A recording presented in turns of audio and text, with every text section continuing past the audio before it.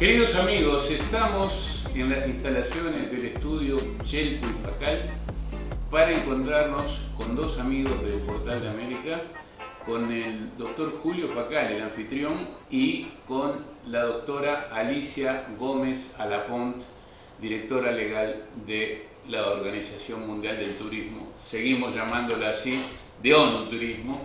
El otro día Ramón Disequilla nos decía que los veteranos no nos terminamos de acostumbrar a cambiarle el nombre. Bueno, pero de a poco todo el mundo va conociendo que ONU Turismo es la ex Organización Mundial del Turismo. Gracias, Julio, por recibirnos en tu casa. Bienvenida una vez más a Uruguay, Alicia Gómez. ¿Llegaste ayer? Llegué ayer y como siempre un placer estar aquí en Montevideo. Muy bien. Les contamos a nuestra gente que Alicia Gómez es la directora legal de ONU Turismo, cumplió hace poco 15 años en ese lugar, o sea que tenemos para... Esta nota puede durar unos 2 o 3 días más o menos, así que si tienen tiempo estén por ahí para seguirla. No sabemos cuánto puede durar porque hay tanto tema para conversar. Comencemos justamente situándonos en Madrid, en la sede de la calle Poeta, ¿cuánto? Que no me acuerdo. Joan Maragall, 42.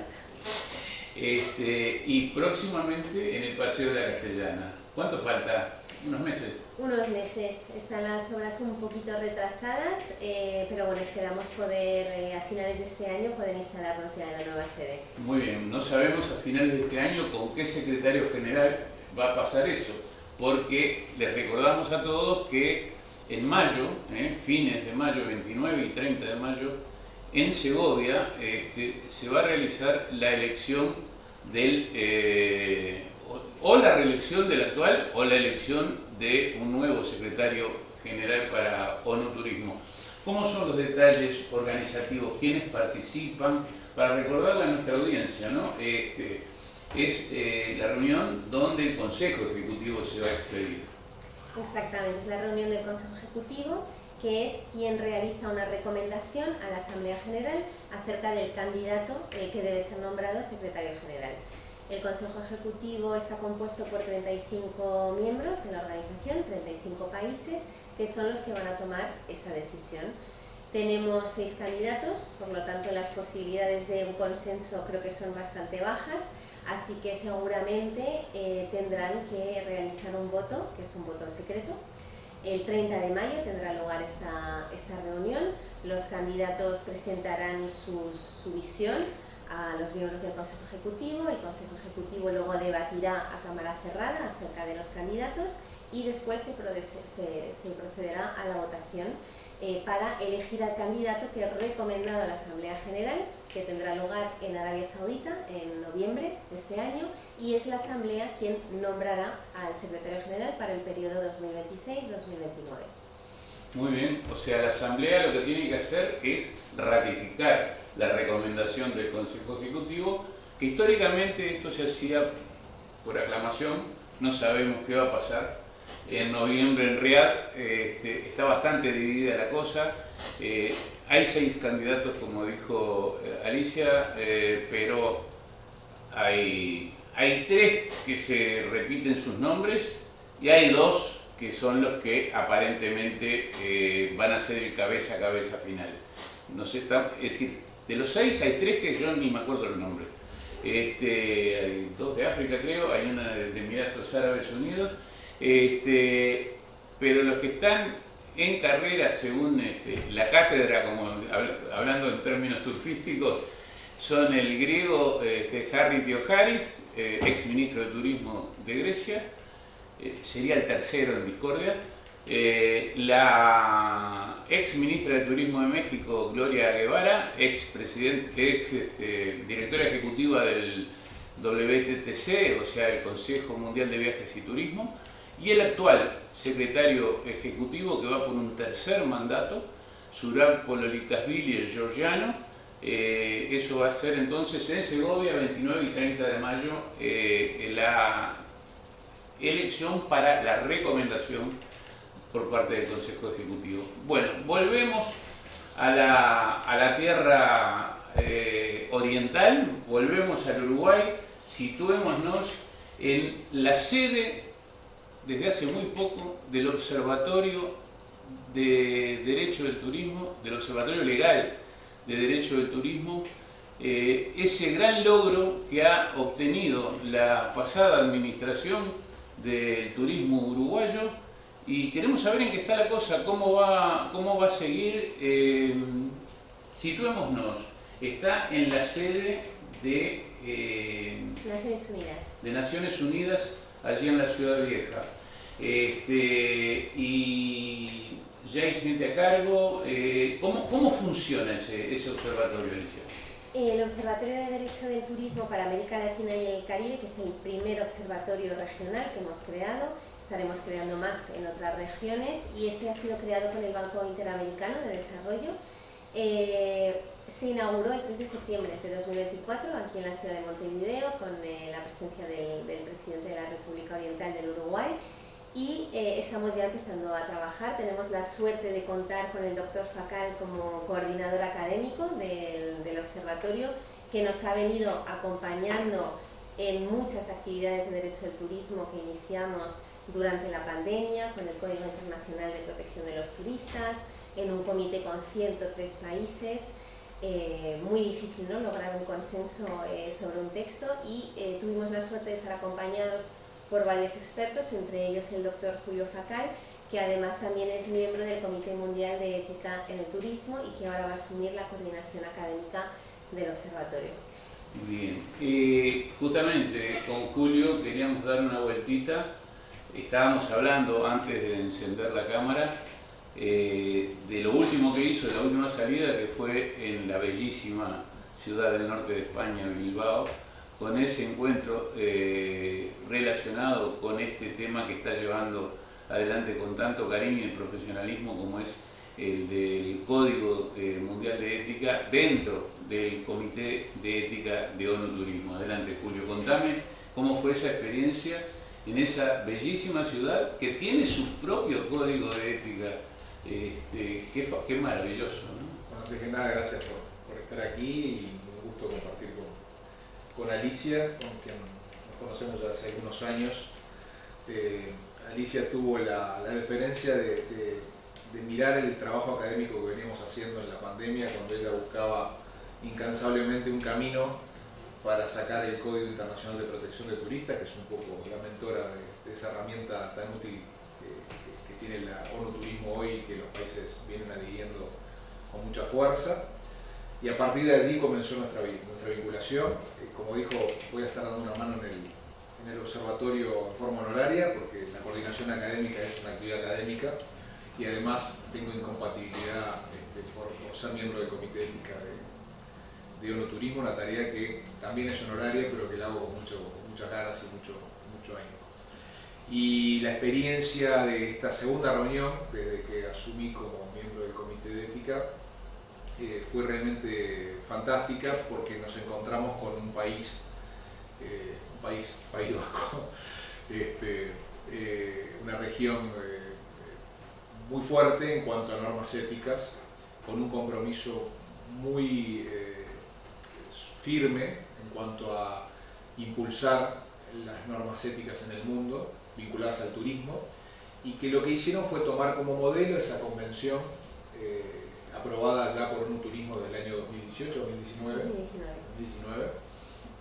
2019, plenamente vigente, y conformar su propio código de ética a nivel local, que implica ni más ni menos que el transitar todo un camino a través de los prestadores, pero también de los turistas y del Estado y de la administración pública, respecto a concientizarse que viajar éticamente es viajar en forma responsable, y eso implica un mensaje no solo para el turista, sino también para el prestador que cuando nos recibe se siente orgulloso de ser parte de ese código de ética inspirado en las normas de la Convención Internacional, que implica ni más ni menos que la estadía y el disfrute de los servicios estén amparados en esas normas éticas, que implican una responsabilidad, que implican solidaridad, que implican una responsabilidad social con el medio ambiente, con la sostenibilidad, Así que bueno, nos encontramos realmente con una experiencia maravillosa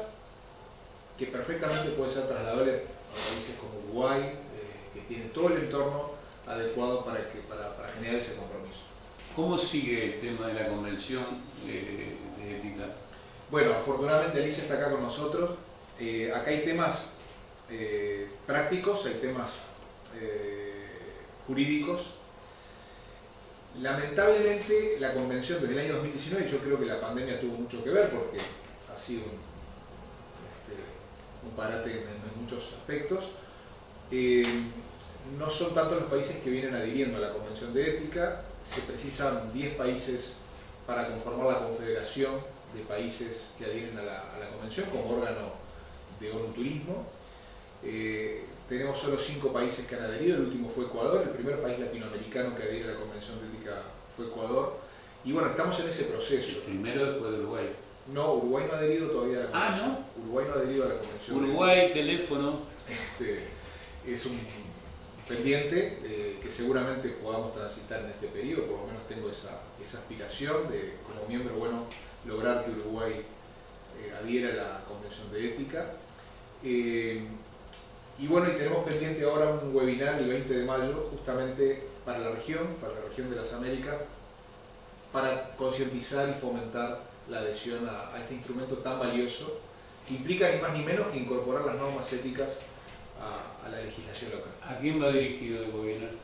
A todos los gobiernos de la región, a todos los países de la región, integrantes de ONU Turismo. ¿Quién invita a ONU Turismo? Invita a ONU. Invita a ONU y va a estar estructurado en 3 partes. Va a haber una presentación de nuestra presidenta del comité, la señora Daniela Otero. Después va a haber una explicación de los detalles de la convención, de los aspectos de cada parte de la convención, que va a estar a mi cargo. Y por último, Alicia va a explicar los aspectos legales que tienen que ver con la adhesión, con la ratificación, con todos los aspectos jurídicos de cómo deberían hacer los países. Al ser una convención internacional, implica ciertos aspectos legales que hay que observar. Bien. Hagamos, digamos, una disección, hagamos una bifurcación de los dos temas, protección al turista y ética, si les parece, porque confunde, para el no experto, confunde tanta terminología. Entonces, empecemos primero por lo primero que hiciste, por el código, primero en lo que te metiste, o que te metió Alicia con el tema del Código de Protección al Turista. ¿Te parece? Bien, yo no sé, Alicia, de pronto tendrías que hacer el preámbulo. Bien, adelante. Bueno, el Código Mundial de Ética en el Turismo es un documento que se aprobó en 1999 por la Asamblea General, dirigido a las empresas privadas. En 2017 este código se convierte en una convención internacional para que los países ratifiquen y a través de esta ratificación o adhesión creen legislación para cumplir con esta convención. Y la Convención Marco de Ética en el Turismo básicamente lo que contiene son principios de ética en el turismo, ¿no? O sea, es muy aspiracional, por así decirlo. Bien, ahí empezamos con la confusión. Yo te pedí protección al turista y arrancamos con el código de ética, o tendría que empezar... Porque el Código Internacional de Protección de los Turistas vendría, digamos, como un desarrollo de uno de los principios de esta convención, que exige que los estados y los prestadores de servicio garanticen la seguridad y estándares de protección al turista como consumidor, pero no desarrolla qué principios, qué normas se deben establecer, y eso es lo que hace el Código Internacional de Protección de los Turistas. El Código Internacional de Protección de los Turistas nace a raíz de la pandemia y de la situación que se observa, turistas varados en el extranjero, toda la confusión, ¿no?, con respecto a los derechos de los viajeros cuando se produce la cancelación de un viaje, etcétera, etcétera.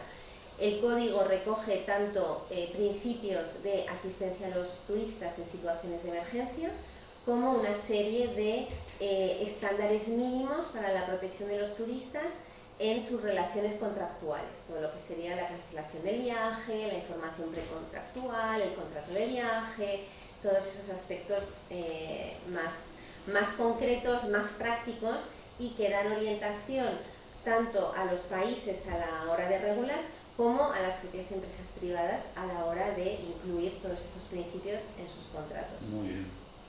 El código nace como bien dice Alicia, el Código de Protección de Turistas nace como una respuesta a todos los problemas que la crisis puso de manifiesto, que sabíamos que tenía el turismo, pero que realmente explotaron con la última crisis que tuvo el turismo, que fue la más grande, indudablemente, de toda la historia de las crisis que ha tenido el turismo.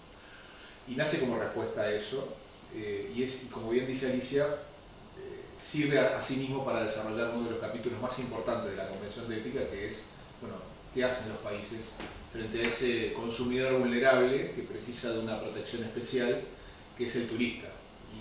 Y esto es así porque está fuera del lugar de residencia, porque muchas veces no conoce las normas, y no porque necesite una seguridad especial, sino porque es especial como consumidor.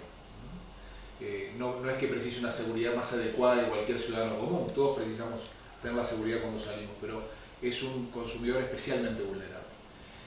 Y ese es uno de los capítulos, pero la Convención de Ética tiene una serie de capítulos que son sumamente importantes para los países.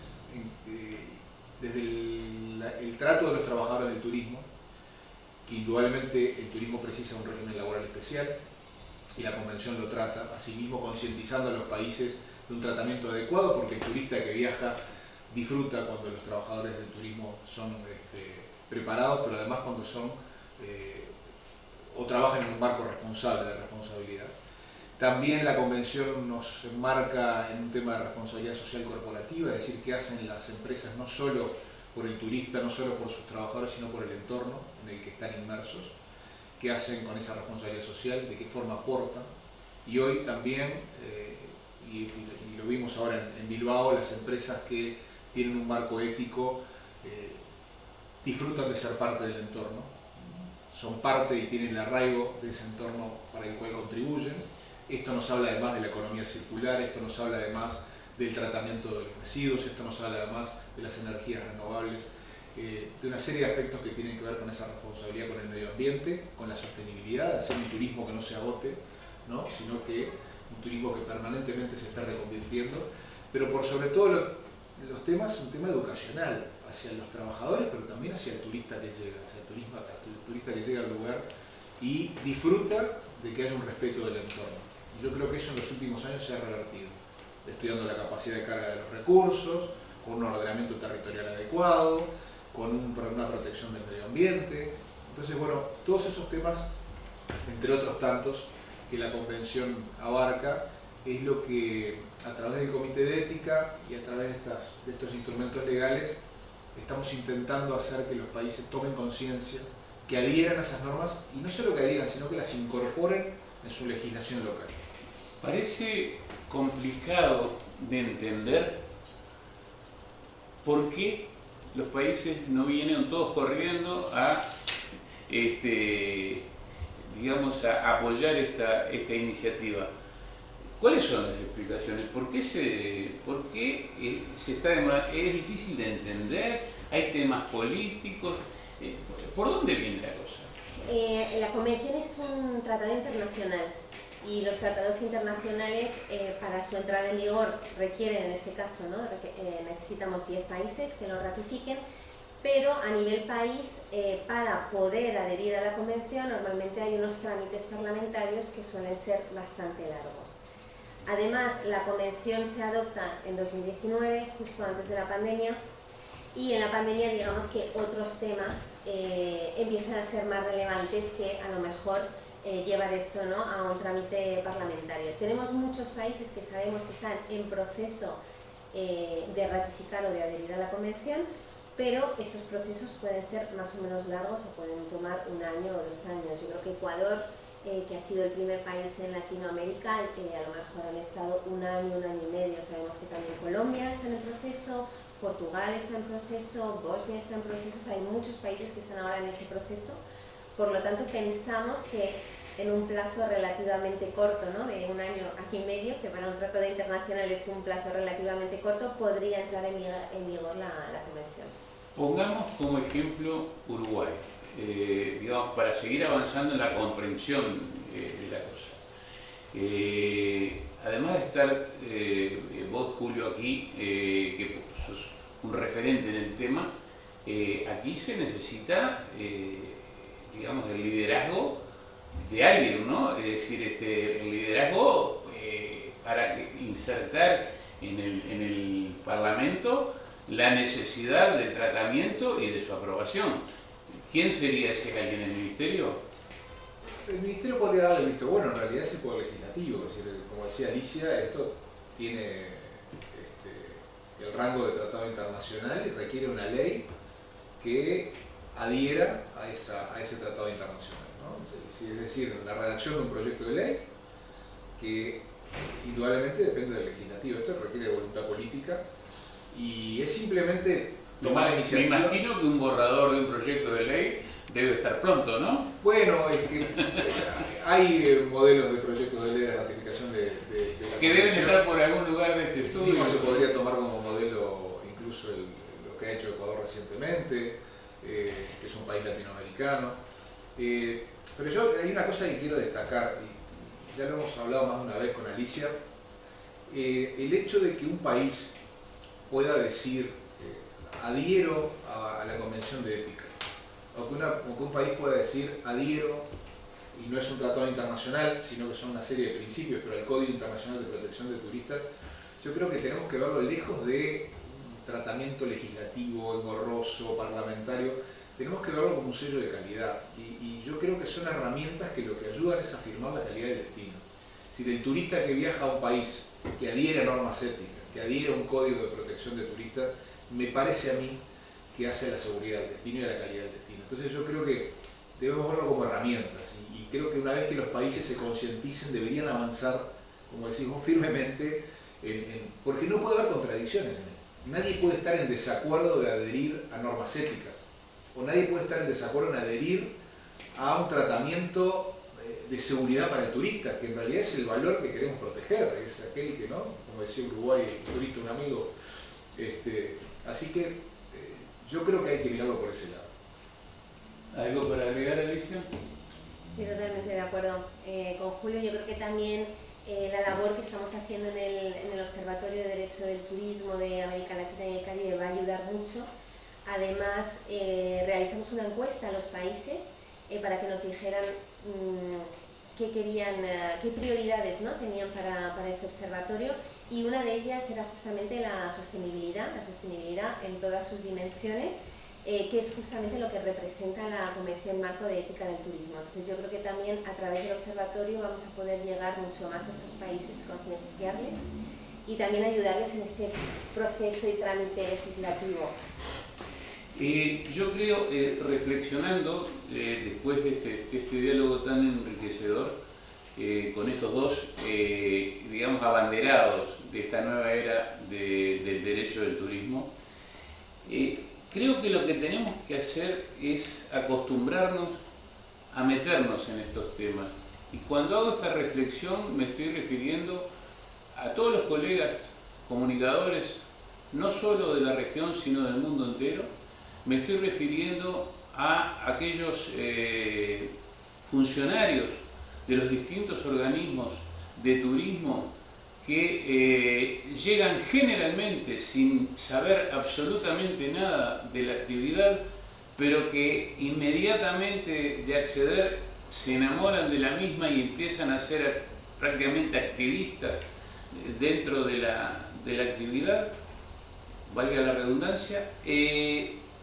Involucrarse, porque me pasaba a mí personalmente, a mí me hablaban de la Organización Mundial del Turismo y la veía lejos, como a más de 10.000 kilómetros de lo que está, pero en la medida que cada uno de los países necesite o quiera avanzar en todas las necesidades actuales, ha cambiado el mundo, ha cambiado las costumbres, ha cambiado el turismo. Entonces tenemos que ayornarnos, tenemos que actualizarnos y avanzar hacia normas éticas, hablar de sostenibilidad, hablar de competitividad, hablar de todo lo que se viene. Es necesario tener un liderazgo, es necesario tener un seno, una sede. Bueno, en este caso la sede nos cayó acá, no cayó por obra de gracia, cayó por el trabajo de muchos uruguayos durante estos últimos años. Alentémosla, conservémosla, pero alimentémosla. Esa es un poco lo que me sale como reflexión de esta necesidad que está habiendo, ¿no?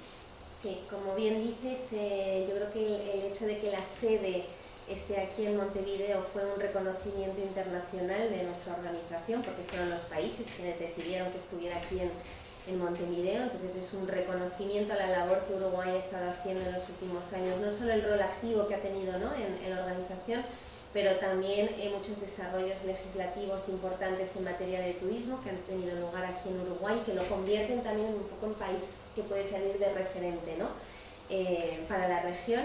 Este año vamos a estar trabajando sobre todo en tema de sostenibilidad, ordenamiento territorial y también el tema de los alquileres turísticos de corta duración ofrecidos por plataformas digitales. En definitiva, son retos que todos los países tienen en común, que se están solucionando de formas muy distintas, y el observatorio justamente lo que nos va a permitir es compartir todas esas buenas prácticas, lecciones aprendidas, y también pues poder avanzar, ¿no?, en la mejora de la legislación y que la legislación no vaya por detrás, o que el legislador no vaya por detrás, sino que se vaya adaptando ágilmente a los retos del sector, que son muchos. Bien. Julio, redondeo final. No, realmente los desafíos son muchos.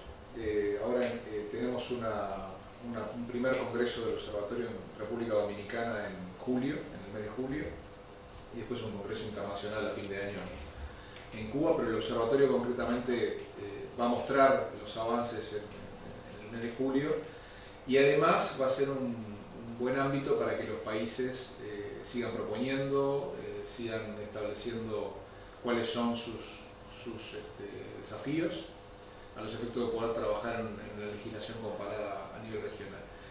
En uno de los temas que acaba de mencionar Alicia, Uruguay comienza a ser pionero en la región, que es la regulación de los inmuebles de uso turístico, toda una problemática a nivel global. Uruguay aprueba la ley. Justo hoy tuvimos una reunión muy importante en el Ministerio de Turismo con la Asociación de Hoteles y la directora de Turismo, Florencia Walde, para comenzar a trabajar en la reglamentación, que es una gran preocupación por la Asociación de Hoteles. Así que bueno, todos los temas están arriba de la mesa y es un placer realmente estar trabajando en esto, y que Alicia nos acompañe desde el seno de la organización y nos dé todo su apoyo. Es muy importante tener en claro, lo mencionaba hace un rato, estamos a más de 10.000 kilómetros de la sede de la ONU Turismo, de la ex Organización Mundial del Turismo. No era frecuente tener la visita de altos funcionarios de esa organización por estos lados. Estamos lejos. Alicia ya no es la primera vez que viene, ha venido ya varias en los últimos años. Algo está diciendo, algo está transmitiendo. Por eso quiero dejarle este minuto final para que nos dé su mensaje relacionado con todos estos temas que estamos tratando. Muchísimas gracias, Sergio. Bueno, es un placer estar aquí. No es casualidad que venga tanto a Montevideo por la actividad tan fuerte que ha tenido Uruguay en tema de derecho de turismo, congresos de derecho de turismo que se han hecho. Ahora, obviamente, nuestra sede, que es la primera oficina temática de ONU Turismo, y tiene su sede aquí, y además es una oficina muy pequeña, pero que va a ser muy activa. Ya lo estamos demostrando. Yo creo que en este primer año, a finales de año, podremos llegar a grandes resultados, y la verdad es que para nosotros es un placer contar con el apoyo de Uruguay, que ha sido muy importante para poder hacer que este proyecto sea una realidad. Y así que nada, muchísimas gracias, y me veréis más por aquí. Seguiré viniendo. Será un placer. Muchas gracias, Julio, muchas gracias, Alicia. Cuando en nuestro eslogan leen Portal de América, pensamos el turismo, es verdad, lo pensamos, pero así lo trabajamos. Nos seguimos viendo.